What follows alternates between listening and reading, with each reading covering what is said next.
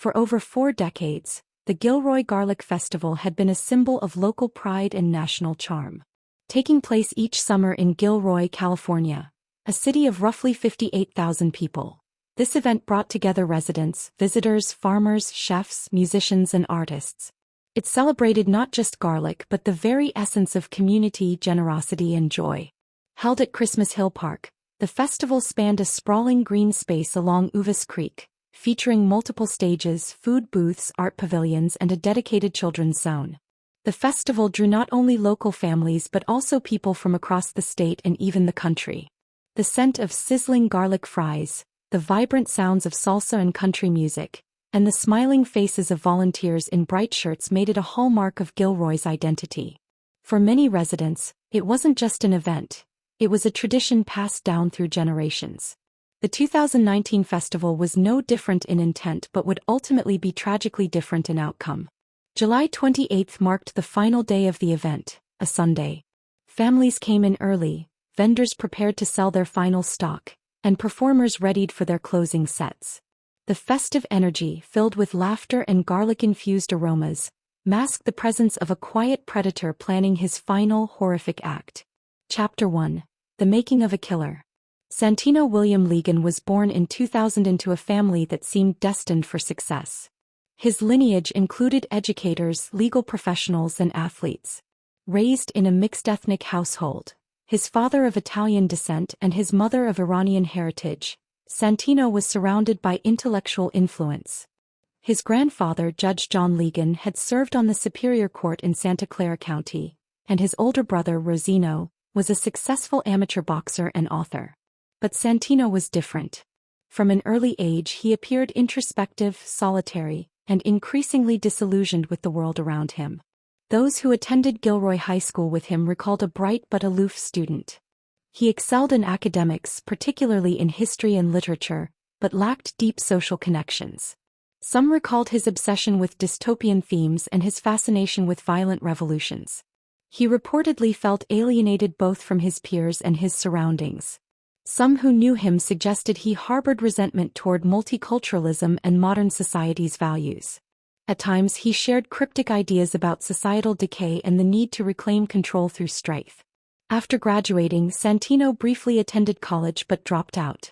He moved with his mother to Walker Lake, Nevada, a remote and isolated town. There, cut off from friends and larger society, he delved deeper into fringe ideologies. Investigators later recovered documents and digital files that showed his increasing interest in white supremacist rhetoric, anti-government sentiment, and nihilistic philosophy. His internet activity showed searches for historical dictators, manifestos written by other mass shooters, and extremist forums that promoted accelerationist ideologies. The belief that societal collapse should be hastened by acts of terror. Among his favorite texts was Might is Right, a book notorious for its endorsement of social Darwinism, male supremacy, and racial hatred. It was not a sudden radicalization but rather a slow, corrosive descent into darkness. Chapter 2: Weapon Acquisition and Planning. Legan's plans began months before the attack. In early July 2019 he drove from California to Nevada, where gun laws were less stringent. In Fallon he legally purchased a WSR-10 semi-automatic rifle, modeled after the AK-47. This powerful weapon, capable of unleashing dozens of rounds in seconds, was banned in California but readily available in Nevada. Legan passed the background check without issue, raising no red flags. In the following days he began stockpiling ammunition and tactical gear. He also purchased a Remington 870 12-gauge shotgun, several hundred rounds of ammunition, a bulletproof vest, hearing protection, camouflage gear, and survival supplies. Authorities would later discover that Legan had prepared for a prolonged standoff or possibly further attacks if he had not been stopped. His planning extended beyond gear acquisition. Legan kept a handwritten list of potential targets in his car, including federal government buildings, religious centers, churches and mosques, courthouses and police departments, fairs and festivals with specific names and dates. Authorities believe Legan chose the Gilroy Garlic Festival both because of its symbolic value and because of his personal connection to the city. He knew the layout of Christmas Hill Park. He understood that it was considered a safe, family-friendly venue with relatively limited outer perimeter security. On July 28, Santino posted 2 disturbing messages on Instagram. Read Might Is Right by Ragnar Redbeard. Why overcrowd towns and pave more open space to make room for hordes of mestizos and Silicon Valley white twats. I what's up bitches? The post suggested not only ideological leanings but a disturbing desire to shock and provoke. He arrived in Gilroy the day of the attack. Surveillance footage showed him checking into a motel nearby, where he assembled his gear, wrote a suicide note and made final arrangements. Police later recovered journals describing his goal: to sow terror and confusion in a symbolic American town, during a moment of joy and peace. Chapter 3: The Attack Unfolds. It was Sunday evening, July 28, 2019, just before 5:40 p.m., when the nightmare began. Thousands of festival-goers remained inside Christmas Hill Park, enjoying live music, gourmet garlic dishes, and the final family-friendly performances of the weekend. Children played near bounce houses, couples wandered through artisan tents, and elderly visitors lounged under umbrellas, soaking in the California sun. No one could have predicted the chaos that was about to descend. Santino William Legan, dressed in military-style tactical gear and armed with a WSR-10 semi-automatic rifle, a weapon modeled after the infamous AK-47, approached the perimeter of the festival grounds with lethal intent. He had spent days planning his entry point, eventually settling on a weak spot in the fencing near a creek bed. With bolt cutters in hand, he sliced through the barrier and stepped into the crowd like a shadow emerging from the trees. The first shots came quickly, sharp and rhythmic. Witnesses initially mistook them for firecrackers, a common sound at celebratory events. But confusion turned to horror as people began collapsing. Blood pooled on the pavement. Screams replaced laughter. Panic spread like wildfire. Legan raised his weapon and opened fire with chilling precision. He didn't spray blindly, he aimed. Witnesses said he appeared detached, almost robotic, as he targeted clusters of people. One moment he was firing toward a taco stand, the next toward the stage where children had been dancing minutes earlier. Stephen Romero, a 6-year-old boy, was struck while playing with other kids. His father later described the phone call he received. His son had been hit.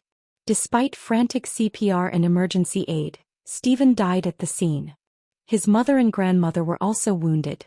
Nearby, Kayla Salazar, a 13-year-old girl, reportedly paused to help an elderly relative with a walker. Her instinct to protect others cost her her life. She was shot in the back and died in her family's arms. Trevor Irby, a 25-year-old recent college graduate from New York, had traveled to Gilroy with his girlfriend for a weekend getaway. They were standing near the food court when the bullets came. He was fatally shot. His girlfriend survived by hiding beneath a table, pretending to be dead. In total, 17 others were wounded, some critically. Victims included a toddler in a stroller, teenagers, grandparents, and festival workers. Some were hit directly by gunfire. Others sustained injuries while trying to flee. The sounds of gunfire were joined by cries for help, shouts of, "Get down," and the chaos of terrified people diving for cover beneath tables, booths, and bushes. Volunteers, vendors, and even strangers sprang into action. Some carried the wounded to safety. Others directed panicked crowds away from the shooter's path. Emergency medical personnel and police were on site, allowing for a rapid response that likely saved additional lives. The sounds of helicopters soon buzzed overhead. Police radios crackled with urgency. Ambulances lined up outside the perimeter. Cell phone footage and frantic calls flooded social media, alerting the outside world. Families watched in horror from afar as the peaceful gathering they had attended hours earlier had turned into a war zone. Parents desperately called out their children's names. Vendors abandoned their booths. Some attendees climbed fences while others played dead. In the midst of this chaos, small acts of heroism illuminated the darkness, like the vendor who used his ice chest as a makeshift stretcher, or the off-duty nurse who applied pressure to a young girl's bullet wound until paramedics arrived. This was not just a shooting, it was a shattering of normalcy. A rupture in the fabric of safety that the town had long wrapped itself in. Chapter 4: Police Confrontation and Death. Within less than a minute of the first shots, 3 Gilroy police officers had sprinted across the festival grounds, guided by the unmistakable rhythm of automatic gunfire. Their swift response was the result of extensive training and a policy of placing officers strategically throughout the grounds during high-profile events. As the officers approached the gunmen near the rear of the venue, Legan turned his weapon on them. A brief but intense exchange of gunfire erupted. Bystanders dove for cover as bullets flew across the park. One officer's bullet struck Legan in the torso. He stumbled. In that moment, rather than be taken alive or captured, Legan placed the barrel of his rifle beneath his chin and pulled the trigger, ending his own life. The confrontation had lasted all of less than a minute, but it left behind a trail of trauma that would stretch for years. When officers cautiously approached his body, they discovered a disturbing cache of additional ammunition, loaded magazines, a tactical vest, and a backpack. Inside were survivalist items, food, water, maps, and a notebook filled with angry screeds, ideological rants, and obscure references to violent manifestos and extremist literature. Authorities initially feared the presence of a second shooter due to the chaos and overlapping witness reports. SWAT teams and helicopters scoured nearby neighborhoods, ordering residents to shelter in place. Roads were blocked and Christmas Hill Park was turned into a giant crime scene. By the next morning, officials confirmed that Legan acted alone. But the shockwaves of his actions had already reverberated far beyond Gilroy. Chapter 5. Aftermath and Grief. The city of Gilroy, a place known for garlic fields and friendly festivals, was plunged into mourning. Overnight, a joyful community event had become the scene of one of California's most shocking mass shootings. In the days that followed, grief blanketed the town like smoke after a fire. Vigils began immediately. Residents brought candles, flowers, handwritten letters, and photographs to makeshift memorials at the festival gates and town center. Emotional tributes poured in from across the country. Stephen Romero's name became a rallying cry. Kayla Salazar and Trevor Irby were honored at public ceremonies. Strangers wept for families they had never met. President Donald Trump and Governor Gavin Newsom expressed condolences, though their statements triggered renewed political debates over gun control. While some communities called for unity, others turned their pain into activism, demanding legislative change. Protesters marched on City Hall. Gun safety advocates held vigils and forums. The FBI formally designated the shooting a domestic terrorism incident and opened an intensive investigation. They uncovered that Legan had scoured white supremacist forums and downloaded content linked to eco-fascist ideologies. He had referenced obscure authors like Ragnar Redbeard and posted on social media shortly before the attack, railing against hordes of mestizos and expressing disdain for Silicon Valley elitism. His motives were complicated, part racism, part anti-modernist rage, part suicidal nihilism. There was no single manifesto, only fragments of hate and confusion. But one thing was clear. His ideology had festered in the shadows of the internet, echoing many of the same themes found in other extremist-inspired attacks. Survivors spoke out. Some told their stories to the press. Others organized support groups. Therapists were brought into schools, houses of worship opened their doors for counseling, and trauma centers reported a surge in anxiety and PTSD symptoms. Grief counselors were stationed at hospitals. Memorial services were broadcast across the state. Musicians held tribute concerts, and families clung to photos of their loved ones as journalists documented the aching sorrow that had descended over the town. The Salazar family, still dazed from Kayla's sudden absence, spoke of her love for animals and art. Stephen's classmates created handmade cards and tied them to his family's front porch. Trevor's college friends traveled cross-country to attend his funeral, recalling his humor and compassion. These names, Stephen, Kayla, Trevor, became etched in the heart of Gilroy's identity. Legacy and reflection. The aftermath of the Gilroy Garlic Festival shooting left a profound and lasting impact, not only on the local community but also on the broader national conversation about gun violence, hate crimes, and public safety. The festival itself, once a joyous celebration drawing thousands each summer, faced an uncertain future. In 2020, the festival was officially canceled, a decision driven by both the financial strain caused by declining attendance and the heavy burden of security concerns that weighed on organizers. The shadow of the 2019 tragedy loomed large over Gilroy, with many residents expressing sorrow that the event they loved so dearly could no longer continue in its traditional form. Smaller-scale gatherings attempted to preserve the spirit of the festival, but these events lacked the vibrant energy and wide community participation that had characterized decades of garlic-themed festivities.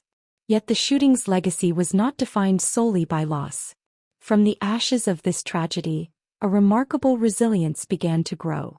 Families of the victims became vocal advocates for change, determined to prevent similar acts of violence in other communities. Stephen Romero's parents emerged as passionate campaigners for stricter firearm legislation, pushing lawmakers to close loopholes that allow dangerous weapons to fall into the wrong hands. Their activism brought renewed attention to the challenges of gun control in America, highlighting the personal toll behind statistics and headlines. The memory of Kayla Salazar, the young teenager who had shown compassion even in the face of danger, inspired her family to create a scholarship fund. This initiative aimed to support Latino youth in pursuing higher education, transforming heartbreak into hope and opportunity. It became a symbol of how community could respond to tragedy by investing in its future. Local artists and students joined together to channel grief into creativity. Murals depicting victims and scenes of healing appeared throughout Gilroy, turning walls into canvases of remembrance and peace. One particularly poignant mural featured a garlic bulb blossoming into a dove, capturing the essence of a community seeking peace amid pain. These artworks became focal points for vigils, celebrations of life and public dialogue. First responders, police officers, paramedics and volunteers, were recognized for their swift and courageous actions that day. Their bravery under fire likely saved many lives, and their stories became a source of inspiration. The Gilroy Police Department and local hospitals increased their investment in training and preparedness, ensuring that future emergencies would be met with even greater readiness. Mental health resources in Gilroy saw a significant expansion. Schools implemented trauma-informed counseling programs, understanding that the impact of the shooting would ripple through generations. Houses of worship opened their doors for support groups, and community centers hosted workshops on resilience, grief, and healing. Many survivors grappled with post-traumatic stress disorder, PTSD, anxiety, and depression, challenges that required ongoing care. The tragedy also sparked wider conversations about the intersection of extremist ideology, mental health, and gun violence. Experts studied Legan's online activity and background, trying to piece together how a young man from a relatively stable environment could descend into violent hatred. The role of the internet and social media as accelerators of radicalization became a key focus for law enforcement and policymakers alike. Yet, despite the many efforts to understand and heal, Gilroy's residents continue to wrestle with difficult questions. Could the attack have been prevented if warning signs had been noticed earlier? How can communities better identify and support individuals at risk of radicalization or violence? What balance must be struck between public safety and individual freedoms in a deeply divided society? These questions do not have simple answers. But Gilroy's story, like that of many communities affected by mass violence, serves as a powerful reminder of the urgent need for vigilance, compassion, and collective action. Each July, as the sun sets over the sprawling garlic fields, Gilroy pauses to remember those lost in the shooting. The annual remembrance is no longer just about mourning but about affirming the enduring values of community, hope, and resilience.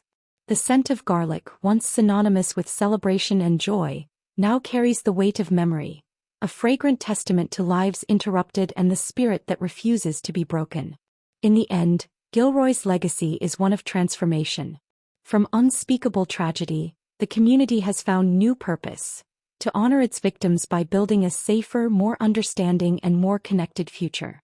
This ongoing journey toward healing and prevention is a testament to the human capacity to rise above darkness, to seek light, and to find strength in togetherness.